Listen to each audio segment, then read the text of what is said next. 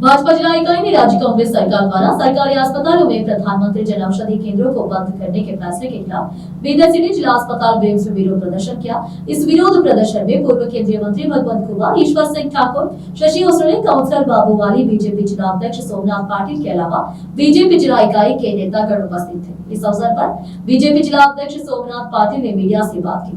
केबी news के cameraman Mahesh टिके का कवरेज। देश विदेश और स्थानीय समाचारों के लिए चैनल को लाइक, शेयर और सब्सक्राइब करना ना भूलें। 17 ರೂಪಾಯಿ ಸಿಗುತ್ತದೆ।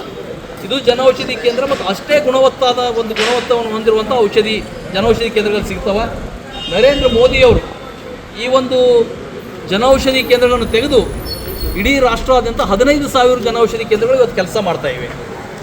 ಇವತ್ತು ಕರ್ನಾಟಕ ರಾಜ್ಯದಲ್ಲಿ 1541 ಜನೌಷಧಿ ಕೇಂದ್ರಗಳು ಕೆಲಸ ಮಾಡ್ತಾ ಇವೆ। ಅದರಲ್ಲಿ ಸರ್ಕಾರಿ ಆಸ್ಪತ್ರೆಯಲ್ಲಿ 207 ಜನೌಷಧಿ ಕೇಂದ್ರಗಳಿವೆ। ಅದರಲ್ಲಿ 120 ಜನೌಷಧಿ ಕೇಂದ್ರಗಳನ್ನು ಖಾಸಗಿಯವರೇ MSIL ಅವರು ನಿರ್ವಹಣೆ ಮಾಡ್ತಾ ಇದ್ದಾರೆ। MSIL ಕೂಡ ಒಂದು ಸರ್ಕಾರಿ ಸಂಸ್ಥೆ।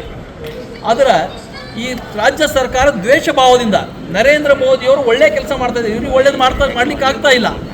ಪಾಕಿಸ್ತಾನದವರ ಒಂದು ನೀತಿ, ನಮಗೆ ಬಿಲ್ಡ್ ಮಾಡ್ಲಿಕ್ಕೆ ಬರಲಿಲ್ಲ ಅಂದರೆ ಡಿಸ್ಟ್ರಾಯ್ ಮಾಡಬೇಕು ಅನ್ನೋದು, ನಮಗೆ ಕಟ್ಟಲಿಕ್ಕೆ ಆಗಲಿಲ್ಲ ಅಂದರೆ ಕೆಡವಬೇಕು ಅನ್ನೋದು, ಆ ರೀತಿಯಾಗಿ ಇವತ್ತು ಜನೌಷಧಿ ಕೇಂದ್ರ ಮುಚ್ಚೋ ಕೆಲಸ ಮಾಡ್ತಾ ಇದ್ದಾರೆ। ಆ್ಯಕ್ಚುಲಿ ಜನೌಷಧಿ ಕೇಂದ್ರಗಳು ಅವ್ರು ಏನು ಹೇಳ್ತಾ ಇರೋದು ಅಂದರೆ ನಮ್ಮ ಸರ್ಕಾರಿ ಆಸ್ಪತ್ರೆಯಲ್ಲಿ ನಾವು ಫ್ರೀ ಕೊಡ್ತಾ ಇದ್ದೀವಿ। ಸರ್ಕಾರಿ ಆಸ್ಪತ್ರೆಯಲ್ಲಿ ಅತಿ ಅವಶ್ಯಕವಾದಂಥ 761 ಮೆಡಿಸಿನ್ ಇಟ್ಟಿರಬೇಕು। ಅದು ಕರ್ನಾಟಕ ರಾಜ್ಯ ಸರ್ಕಾರ ಇಲ್ಲಿವರೆಗೆ ಇಟ್ಟಿರೋದು ಕೇವಲ 231 ಮೆಡಿಸಿನ್ಗಳು, ಅದರಲ್ಲಿಯೂ ಕೂಡ ಅರ್ಧ ಸಿಗ್ತಾ ಇಲ್ಲ। ಇವತ್ತು ಬೀದರ್ ಜಿಲ್ಲೆಯಲ್ಲಿ ಡೈಕ್ಲೋಫೆನಿಕ್ ಆ್ಯಂಪಲ್ಸ್ಗಳು ಯಾವುದೇ ಒಬ್ಬ ಪೇಷಂಟ್ ಬಂದಾಗ ಸ್ಟಾರ್ಟಿಂಗಲ್ಲಿ ಕೊಡೋದು ಆ ಔಷಧಿ, ಇವತ್ತು ಅದು ಎಲ್ಲಿಯೂ ಅವೈಲೇಬಲ್ ಇಲ್ಲ। ಆದರೆ ಸರ್ಕಾರಿ ಆಸ್ಪತ್ರೆಯಲ್ಲಿ ಫ್ರೀ ಇಲ್ಲ। ಆದರೂ ತಾವು ಅಲ್ಲಿ ಹೊರಗಡೆ ಬಡವರೇನು ತೊಗೊಳ್ತಾ ಇದ್ರು, ಅದರ ಮೇಲೆ ಅವ್ರ ಹೊಟ್ಟೆ ಮೇಲೆ ತಾವು ಕಲ್ಲು ಹಾಕಿದ್ದೀರಿ। ಅದು ಈ ಸ್ಟ್ರೈಕ್ ಯಾರು ಮಾಡಬೇಕು ಅಂದರೆ ನಿಜವಾಗಿ ಯಾರು ಜನೌಷಧಿ ಕೇಂದ್ರ ನಡೆಸ್ತಾ ಇದ್ದಾರೆ ಅವ್ರು ಮಾಡಬೇಕು। ಸರ್ಕಾರಿ ಆಸ್ಪತ್ರೆಯಲ್ಲಿ ಫ್ರೀ ಕೊಡ್ತಾ ಇದ್ದಾರೆ, ನಮಗೆ ಗಿರಾಕಿ ಆಗಲ್ಲ ಅನ್ನೋದೇ ಮಾಡಬೇಕು। ಅದರ ಹೊರತಾಗಿ ಇವತ್ತು ಸರ್ಕಾರನೇ ಇದನ್ನು ಮುಚ್ಚುವಂಥ ಹುನ್ನಾರ ಮಾಡ್ತಾ ಇದೆ।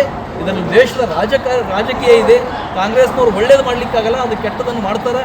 ಈ ನೀತಿಯನ್ನು ಅನುಸರಿಸಿ ನಮ್ಮ ರಾಜ್ಯದ ಮುಖ್ಯಮಂತ್ರಿಗಳು ಕೇಂದ್ರ ಸರ್ಕಾರದ ಎಲ್ಲ ಯೋಜನೆಗಳಿಗೆ ವಿರೋಧ ಮಾಡೋದು ಒಂದು ಚಾಳಿಯಾಗಿಬಿಟ್ಟು ಮೊನ್ನೆ ನೀತಿ ಆಯೋಗದ ಸಭೆಗೂ ಕೂಡ ಹೋಗಲಿಲ್ಲ।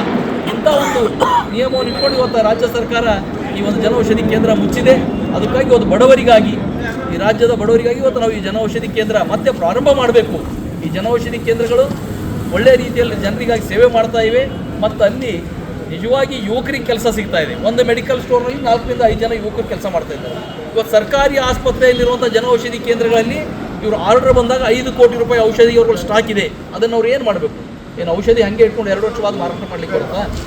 ಈ ರೀತಿಯಂಥ ಒಂದು ನೀತಿಗಳನ್ನು ಮಾಡ್ತಾ ಇರೋದ್ರಿಂದ ಅದನ್ನು ಪ್ರತಿಭಟಿಸಿ ಇವತ್ತು ಇಡೀ ರಾಜ್ಯಾದ್ಯಂತ ಎಲ್ಲ ತಾಲೂಕು ಆಸ್ಪತ್ರೆಗಳು ಇಟ್ಕೊಂಡು ಎಲ್ಲ ಜಿಲ್ಲಾ ಆಸ್ಪತ್ರೆಗಳಲ್ಲಿ ನಾವು ಹೋರಾಟವನ್ನು ಮಾಡ್ತಾ ಇದ್ದೀವಿ। ಇವತ್ತು ನಾವು ಶಾಂತ ಪ್ರತಿಭಟನೆಯನ್ನು ಮಾಡ್ತಾ ಇದ್ದೀವಿ। ಕಪ್ಪು ಪಟ್ಟಿಯನ್ನು ಹಾಕಿಕೊಂಡು ಕಪ್ಪು ಧ್ವಜವನ್ನು ಪ್ರದರ್ಶಿಸಿ ಸರ್ಕಾರಕ್ಕೆ ಎಚ್ಚರಿಕೆಯನ್ನು ಕೊಡ್ತಾ ಇದ್ದೀವಿ। ಆದಷ್ಟು ಬೇಗ ಈ ಜನೌಷಧಿ ಕೇಂದ್ರಗಳನ್ನು ಪ್ರಾರಂಭಿಸಬೇಕು।